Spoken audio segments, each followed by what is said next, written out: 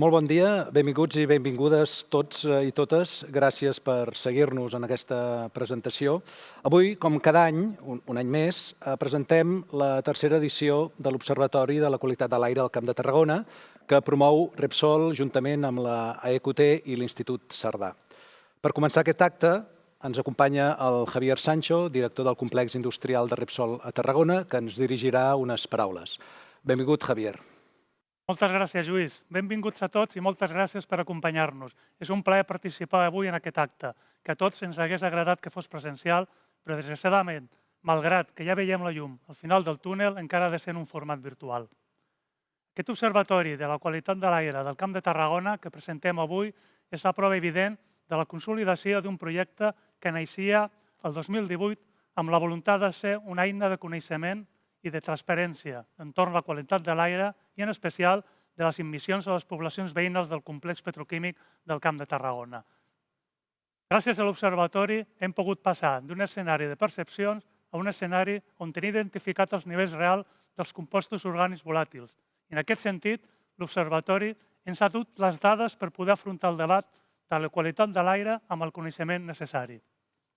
Aquest era el primer objectiu que ens vàrem plantejar quan des de Repsol vàrem apostar per crear un observatori que recollís totes les dades dels mostrejos d'emissions a les poblacions de l'entorn. Un objectiu que hem superat a bastament, incloent any rere any l'anàlisi de més de 60 compostos volàtils i cada vegada cobrim més territori. Però des del primer moment teníem altres objectius. D'una banda, volíem impulsar el debat a l'entorn de la qualitat de l'aire i d'altra banda, volia agrupar les diferents sensibilitats que hi ha sobre aquest tema en un mateix espai. Avui estem al camí d'aconseguir ambdues coses, com ho demostren les primeres jornades sobre qualitat de l'aire organitzades per l'Observatori al mes de desembre o el degoteig d'adhesions que ens són produït en els darrers mesos, amb ajuntaments, cambres de comerç, el port i altres organitzacions que volen sumar-se a l'Observatori per enriquir aquest coneixement i aquest debat. Avui, el Camp de Tarragona torna a ser un exemple positiu i un punt de referència en la gestió d'aquelles temàtiques, no sempre fàcils, que envolten l'activitat industrial. L'Observatori de la Qualitat de l'Aire del Camp de Tarragona s'ha convertit ja en la primera experiència a Europa de coneixement, seguiment i gestió de la qualitat de l'aire, impulsada pel sector privat i amb la implicació del sector públic, quan la resta d'iniciatives similars que hi ha al continent són totes elles d'iniciativa pública. Una prova més de la proactivitat de l'empresa privada quan ha d'afrontar els reptes associats a la nostra activitat i aquelles temàtiques que acostumen a generar preocupació. No defugim, ni hem defugit mai, ni els problemes ni la realitat, perquè com a indústria arrelada al territori volem el millor entorn possible i la màxima qualitat de vida. I eines com aquesta ens permeten tenir el coneixement necessari per seguir apostant per la millora continuada. Sabem que la qualitat de l'aire és resultat de totes i cadascuna de les activitats que es duen a terme al Camp de Tarragona i sabem que tenim nous reptes a l'hora de conèixer quines són les afectacions, com les mesurem i quines accions cal emprendre. Posem a l'abast de tothom l'Observatori de la Qualitat de l'Aire perquè ens serveixi a tots per seguir avançant en el marc d'un debat en positiu i d'enriquiment, amb noves aportacions per afrontar els objectius que es van plantejar en el territori. Cal agrair novament l'aportació tècnica i científica de la Universitat Rovira Virgili i la coordinació de l'Institut Cerdà, però també a tots els ajuntaments del Camp de Tarragona i la Direcció General de Qualitat Ambiental, que faciliten la nostra tasca permetent la implantació de punts de mesura en els diversos punts del territori. Tenir a les mans avui aquest nou observatori no ha estat fàcil, però alhora hem d'estar satisfets pel simple fet que, malgrat les circumstàncies que tots plegats hem viscut en el darrer any, hem estat capaços de tornar a ser fidels a la nostra cita en la presentació de resultats i de complir un any més amb el nostre compromís amb la transparència i amb el territori. Des de Repsol seguirem impulsant aquesta iniciativa pionera, convençuts que la suma de totes les sensibilitats i de totes les opinions serà el que ens farà millors. Us deixo ara amb un breu vídeo de presentació de l'Observatori que recull de manera resumida les dades del 2020. La Fundació Privada Institut Cerdà, Repsol i l'AEQT presenten la tercera edició de l'Observatori de la Qualitat de l'Aire del Camp de Tarragona. L'Observatori monitoritza les emissions de compostos orgànics volàtils en un total d'11 municipis del Camp de Tarragona: Valls, Alcover, Vilallonga, el Morell, la Pobla de Mafumet, Perafort i Puigdelfí, Constantí, Tarragona, en diversos barris, Reus, Vila-seca, la Canonja i 4 poblacions d'altres comarques i demarcacions per poder comparar resultats: Prades, Barcelona, Lleida i Girona. En total, al Camp de Tarragona, l'Observatori compta actualment amb 25 punts de mostreig. Un any més, els valors de benzè queden molt per sota del límit d'ignició que estableix la legislació. El benzè, per la seva toxicitat, és l'únic compost que està limitat per normativa, Directiva 2000/69/CE, Reial Decret 102/2011. Totes les mitjanes anuals de tots els punts, així com tots els valors màxims i mínims mensuals que s'han mesurat, han quedat molt per sota del valor de normativa. Una situació similar es produeix amb els valors de butadiè mitjans, que queden per sota dels límits de referència habitualment utilitzats. En el cas de l'1,3-butadiè, l'Observatori utilitza com a referència la recomanació que fa l'Ontario Ministry of the Environment, Canadà. L'Observatori de la Qualitat de l'Aire del Camp de Tarragona és una iniciativa inèdita a Europa. Actualment, a Europa hi ha altres iniciatives de gestió de la qualitat de l'aire vinculades a espais industrials, però cap d'elles és comparable amb l'Observatori perquè no reuneixen les característiques de lideratge del sector privat amb una àmplia cobertura territorial i temporal d'avaluació d'emissions en zones urbanes. Un dels objectius de l'Observatori és promoure la divulgació i el debat sobre la qualitat de l'aire. Per això, cada any s'organitzen jornades, presentacions, reunions i actes diversos per afavorir el coneixement social i tècnic sobre aquesta matèria, amb la participació de persones representants dels diversos col·lectius públics, socials i econòmics del nostre territori, així com d'experts provinents de centres de recerca, universitats i administracions competents. Enguany, l'Observatori de Qualitat de l'Aire també ha augmentat el nombre d'institucions i entitats adherides, amb la incorporació dels ajuntaments de Valls, el Morell i Constantí. Així, actualment, a més de Repsol, l'AEQT i la Fundació Privada Institut Cerdà, que integren el comitè executiu de l'Observatori, aquest compta amb el suport dels ajuntaments de la Canonja, Perafort, la Pobla de Mafumet, Valls, el Morell i Constantí i de les organitzacions Port de Tarragona, Cambra de Comerç de Tarragona i Cambra de Comerç de Reus. L'Observatori participa en la taula de la qualitat de l'aire del Camp de Tarragona i des de la seva implantació té el suport de la Direcció General de Qualitat Ambiental i Canvi Climàtic de la Generalitat de Catalunya. Hola de nou. Ara presentarem els resultats i les característiques de l'Observatori de la Qualitat de l'Aire aquest any 2020. Per fer-ho, ens acompanya el doctor Francesc Borrull, catedràtic de Química Analítica de la Universitat Rovira i Virgili. Abans, però, m'agradaria recordar breument quines són les característiques i els objectius de l'Observatori de la Qualitat de l'Aire del Camp de Tarragona. L'Observatori va néixer com una voluntat del sector privat, de les empreses, encapçalades per Repsol, per donar resposta a una preocupació que hi havia a l'entorn d'aquestes activitats respecte a la qualitat de l'aire. Per fer-ho es va desenvolupar una metodologia d'anàlisi de la qualitat de l'aire, que ara el doctor Borrull ens explicarà com funciona, i més enllà d'això també l'Observatori vol ser una eina també de comunicació, de divulgació, d'incrementar el coneixement sobre aquestes qüestions, tant a nivell tècnic com a nivell més divulgatiu o a nivell més social.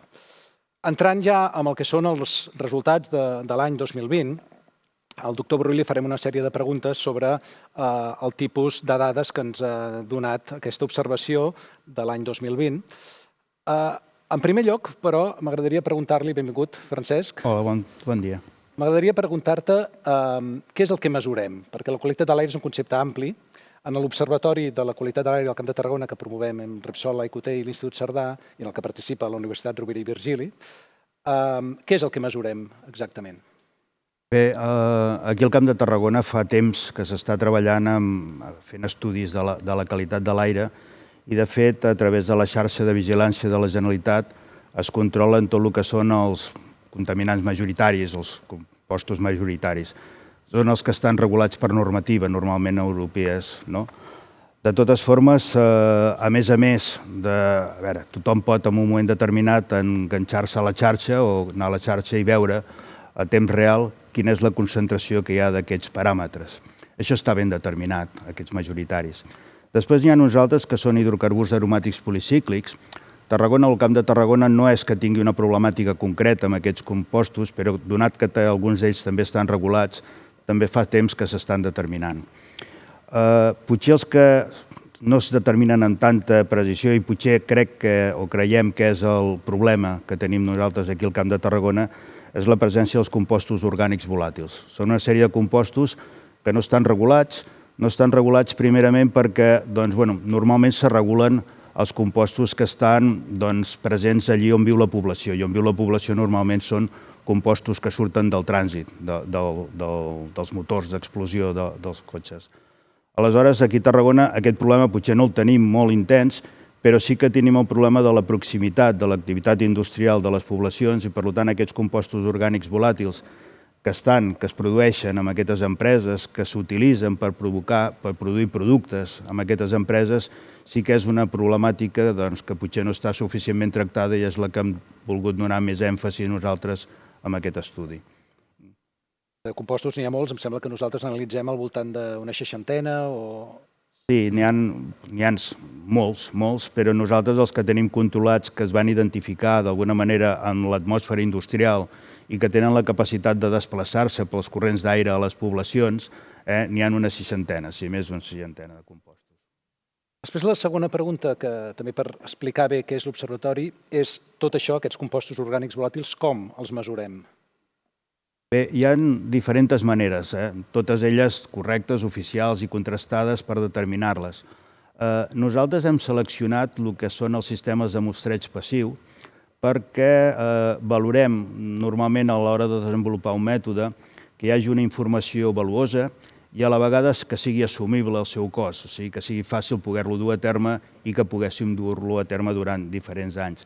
El tema de mostradors passius presenta l'avantatge de, com he dit, ens dona una informació de la presència de tots aquests compostos i, a més, és molt senzill perquè els mostradors els podem posar en una farola, en un arbre, en una balconada, en qualsevol lloc que volguéssim identificar la presència o detectar la presència d'aquests compostos.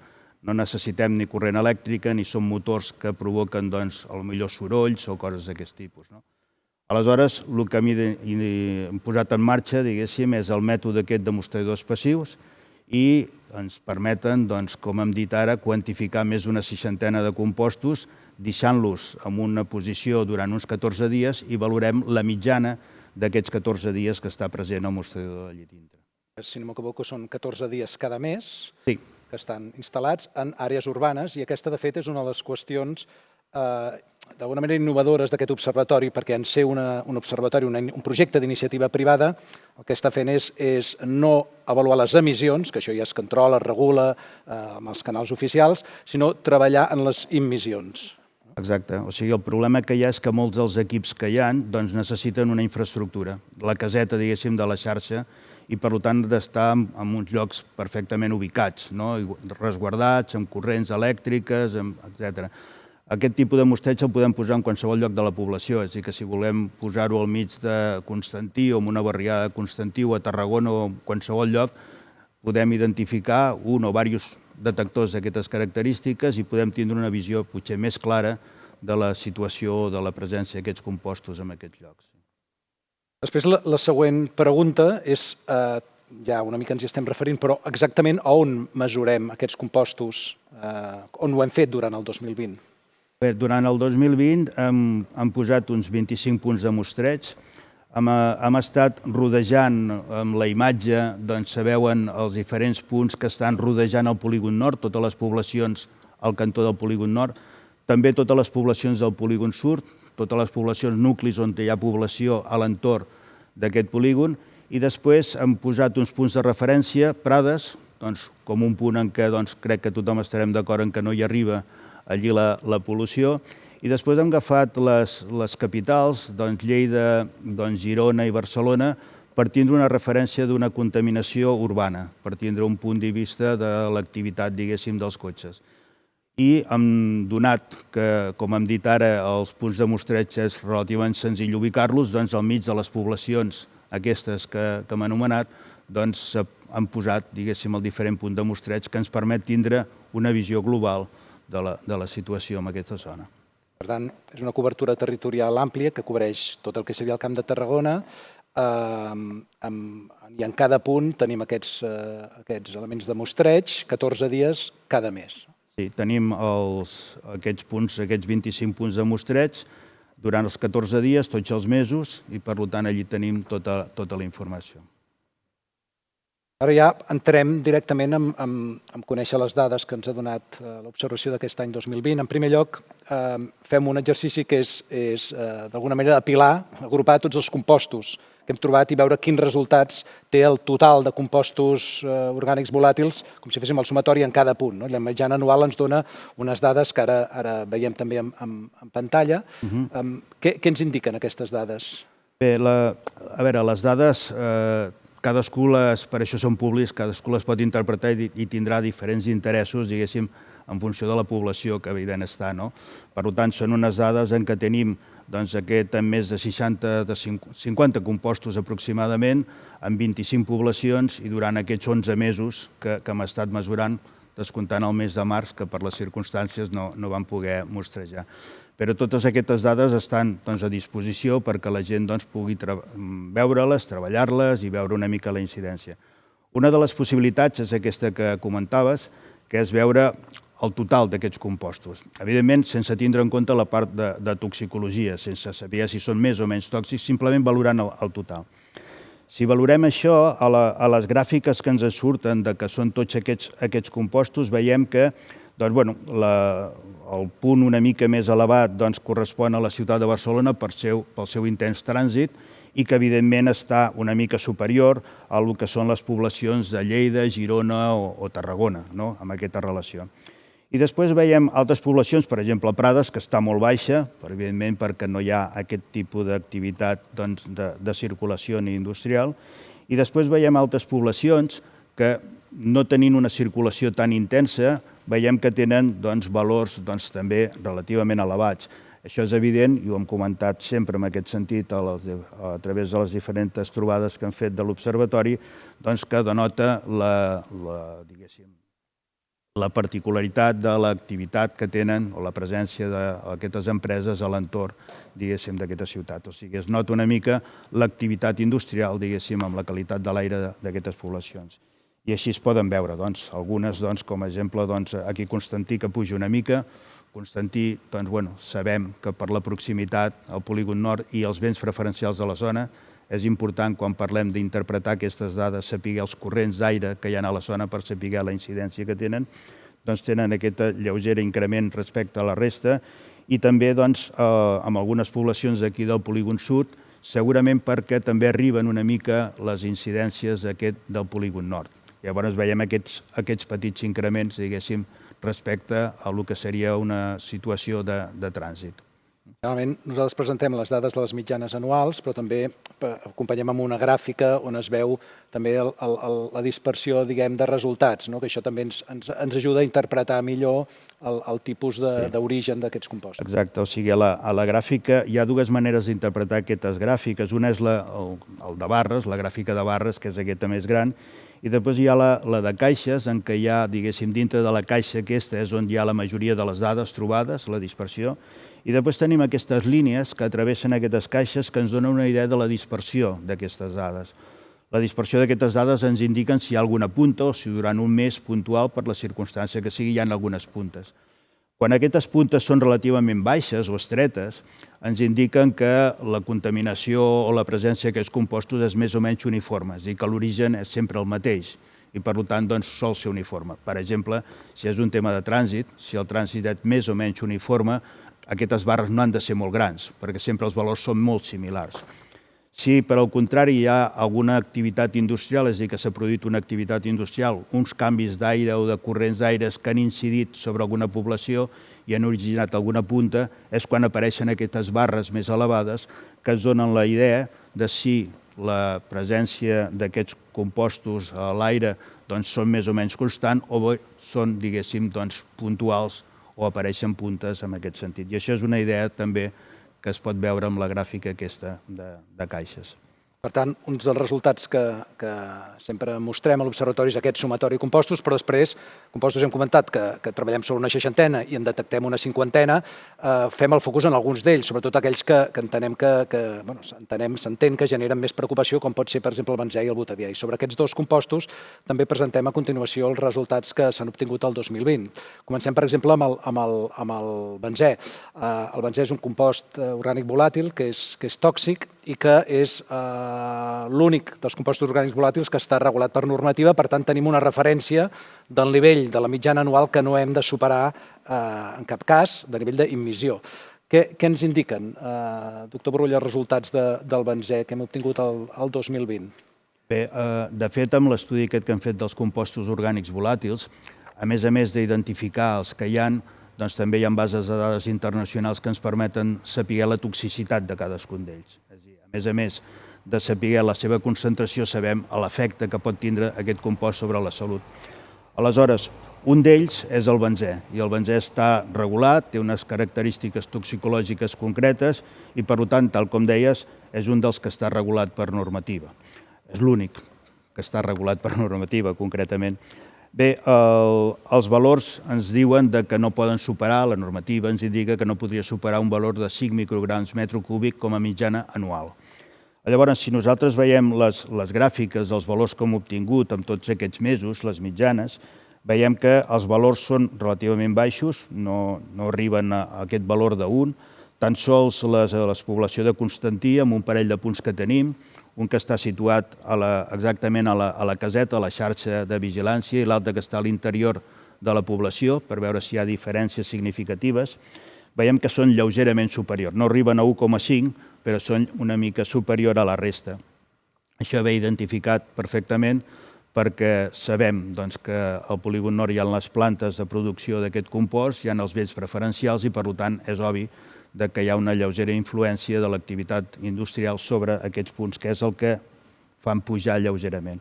Però ja dic, la mitjana anual no arribaria a 1,5 quan la normativa especifica 5.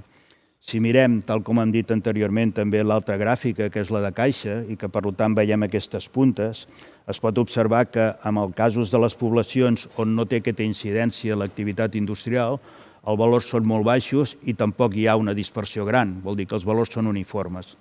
Mentre que hi ha altres punts en què es veu que sí que hi ha aquesta dispersió, aquesta alçada d'aquesta barra central, en la qual ens indicaria, evidentment, que en aquests casos els valors són més dispersos, hi ha més pujades i més baixades, hi ha més puntes, i per tant hem de tindre en compte que aquí, evidentment, hi ha unes incidències puntuals d'una activitat concreta en un moment determinat. En el benzè, que com hem vist, treballant en mitjanes anuals, estem per sota del límit normatiu, és l'únic compost que, a més, podem fer un altre exercici, que és comparar els resultats de les anàlisis que fem amb la metodologia que ens ha explicat el doctor Borrull amb els resultats que ens donen les casetes de la Generalitat, precisament la de Constantí i la de Puigdelfí i Perafort, que són casetes de la Generalitat que també mesuren el benzè utilitzant una altra metodologia. Això ens permet comparar, en aquest cas, compost, el benzè, comparar les dues metodologies i ens dona uns resultats bastant similars, per tant, d'alguna manera reforça la tranquil·litat que la metodologia que estem fent servir és robusta. Sí, a veure, de fet, les casetes de Constantí i les que hi ha a Puigdelfí són equips en línia. Equips en línia vol dir que cada 20 minuts ells determinen la concentració de benzè a l'aire. I després fan la mitjana, per no saturar les línies, i fan la mitjana d'una hora, i és la que nosaltres podem connectar-nos a la xarxa, saber exactament la concentració que hi ha en aquell moment. És a dir, que nosaltres, qualsevol persona, es pot connectar a la xarxa i saber a temps real quina és la concentració de benzè. Bé, nosaltres el que hem fet ha sigut valorar tota la suma d'aquests 14 dies que hem estat nosaltres valorant, fent la mitjana de totes aquestes dades, i comparar-lo amb la mesura que hem fet nosaltres. En la gràfica es pot veure que pràcticament coincideixen i que, per tant, podem treure conclusions que el mètode està validat un amb l'altre. Òbviament, el tema del cromatògraf en línia obtens més informació, obtens, diguéssim, cada hora o cada 20 minuts, si volguéssim, la presència d'aquests compostos. però el que comentava abans, per tindre aquest equip en línia només el podem tindre en una caseta perquè necessitem una infraestructura, necessitem corrent, necessitem un espai, necessitem calibrar els equips, tota una cosa que requereix un esforç i unes despeses. Mentre que si col·loquem aquest tubet al mig de la ciutat, com us podeu imaginar, doncs una informació similar, no és la mateixa, òbviament un cromatògraf nota molta més informació, però la simplicitat, diguéssim, d'aquests mètodes passius ens permeten poder desenvolupar estudis d'un mètode perfectament viables. Correcte, això ens porta a parlar del que comentàvem al principi, de les metodologies, que d'alguna manera la metodologia que hem triat a l'observatori, al nostre observatori, és una metodologia que sigui eficient, que sigui sostenible per poder avaluar en molts punts i durant molts anys, mantenir-ho al llarg del temps i que ens doni uns resultats que, com podem comprovar en aquest exercici comparatiu, siguin fiables i siguin robustos. Seria impossible, per exemple, fer aquest estudi a base de cromatògrafs en línia perquè necessitaríem tindre un equip a cada població. I, per tant, necessitaríem tindre casetes a cada població, equips que són costosos a cada una de les poblacions i, per tant, això faria que el projecte fos més complex, molt més complex. Mentre que amb la simplicitat d'aquest que hem comentat, que és posar un tubet en una balconada o qualsevol espai d'aquest públic que tinguem, podem tindre una informació similar. No és la mateixa, però per fer algun tipus d'estudis ens val perfectament. Després, com comentàvem abans, a banda del que és el sumatori i els compostos, també ens fixàvem en dos compostos específics, un era el benzè, l'altre compost específic en el que també posem el focus a l'observatori és l'U3-butadiè. És un compost que també té una toxicitat i, per tant, genera una preocupació. En el cas de l'U3-butadiè, l'inconvenient que tenim és que no està regulat. Per tant, no tenim un límit normatiu que ens indiqui, que ens ajudi a interpretar els resultats de les nostres anàlisis. Sí que podem fer servir algunes referències internacionals de bones pràctiques, de recomanacions, com per exemple la més restrictiva que hem identificat, que és una referència que es fa servir a Ontario, al Canadà, del Ministeri de Medi Ambient d'allí, que estableix una recomanació de no superar els 2 micrograms per metre cúbic de butadiè. En qualsevol cas, doctor Burrull, els resultats de butadiè de l'any 2020 ens tornen a indicar uns resultats similars al benzè o són diferents?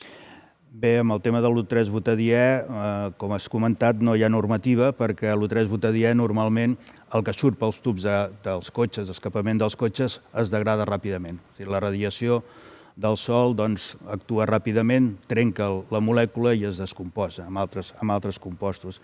I per això no està regulat, perquè és molt difícil trobar-lo amb una contaminació, diguéssim, urbana. Nosaltres, el Camp de Tarragona, té unes característiques diferents. Tenim plantes, amb diferents empreses utilitzen aquest producte per fer polímers i per fer altre tipus de compostos i, per tant, és un dels compostos que té interès dintre del nostre àmbit poder-ho estudiar. Els resultats que hem trobat són que no arriben, les mitjanes anuals no arriben a aquest valor de referència que tu has comentat, aquests 2 micrograms metre cúbic, tot i que es denota, evidentment, tal com hem dit anteriorment, una mica d'incidència sobre les poblacions més properes, les que són, diguéssim, més al polígon nord, properes al polígon nord per proximitat amb la planta de producció, i també al polígon sud, algunes poblacions al polígon sud, estem parlant de Torreforra, Camplà, Bonavista, apareix també una mica, diguéssim, una petita incidència també d'aquests valors.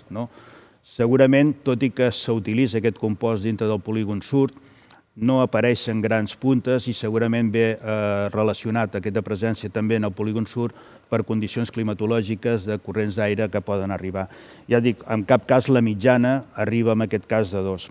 Ara bé, si mirem, com hem vist en els anteriors casos, els valors del diagrama de caixes, que és una altra manera d'expressar, veiem que si bé els valors mitjos, que serien aquests punts, no arriben a aquest valor de 2, sí que apareixen puntes, en alguns casos, podem veure que a la meitat de la gràfica que apareixen valors baixos, les dispersions es baixa, comentant una mica el que hem dit anteriorment.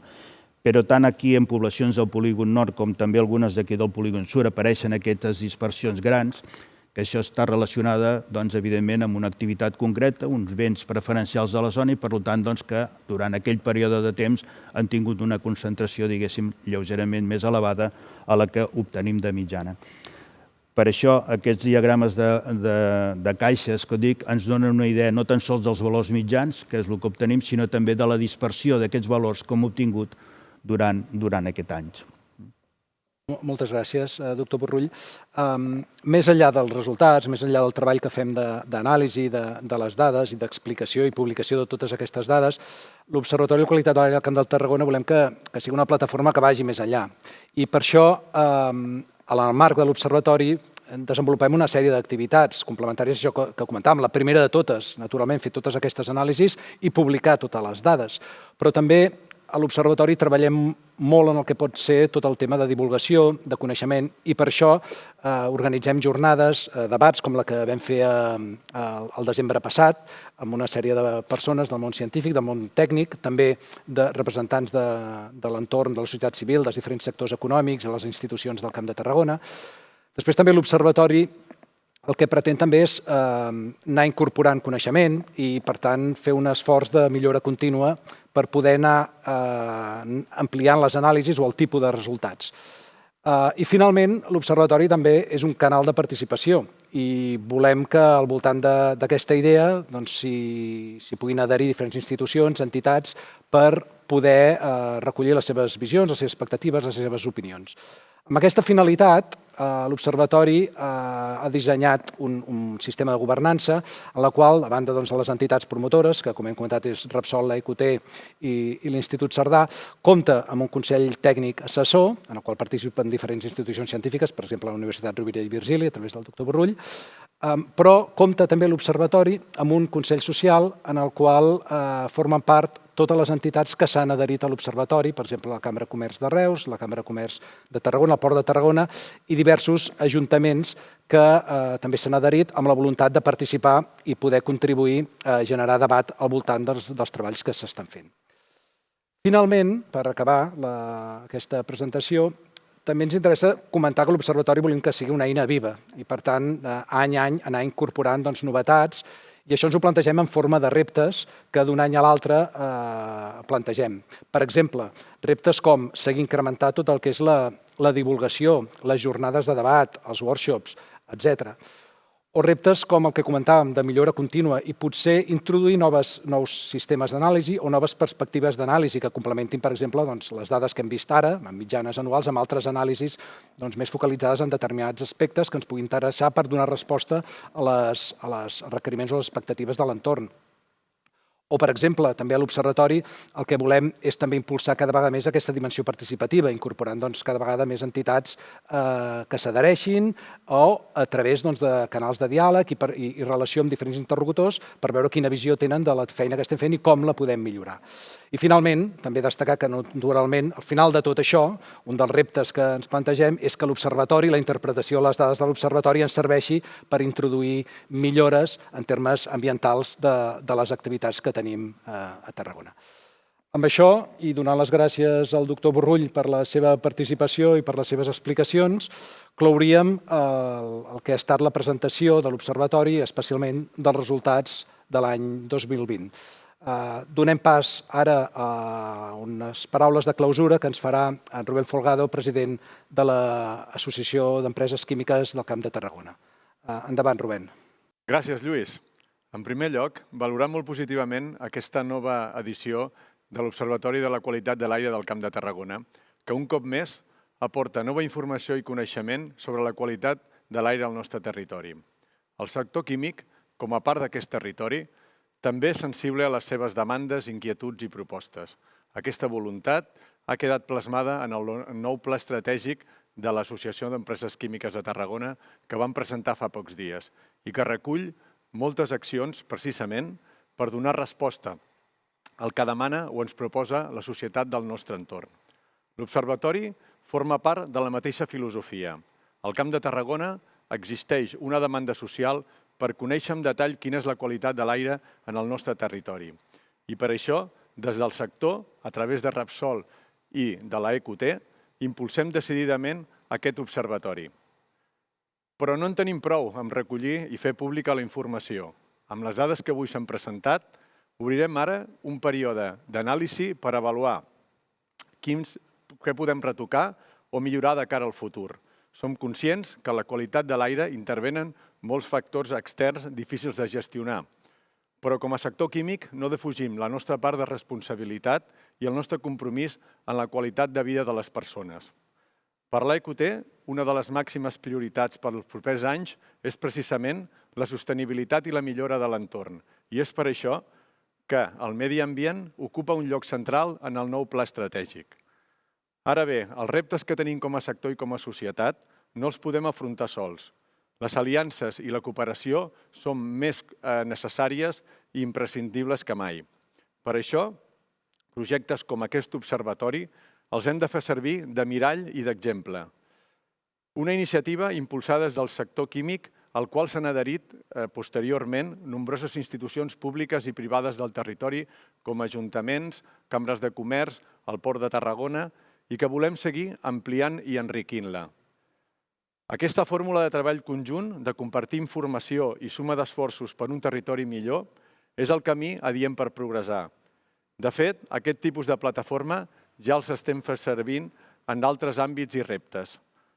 Amb l'Observatori hem estat capaços de crear una eina necessària i útil que ara hem de saber mantenir, compartir i fer créixer, per tal que tots plegats convergim en el coneixement, les conclusions i els propòsits que tenim com a territori. Moltes gràcies.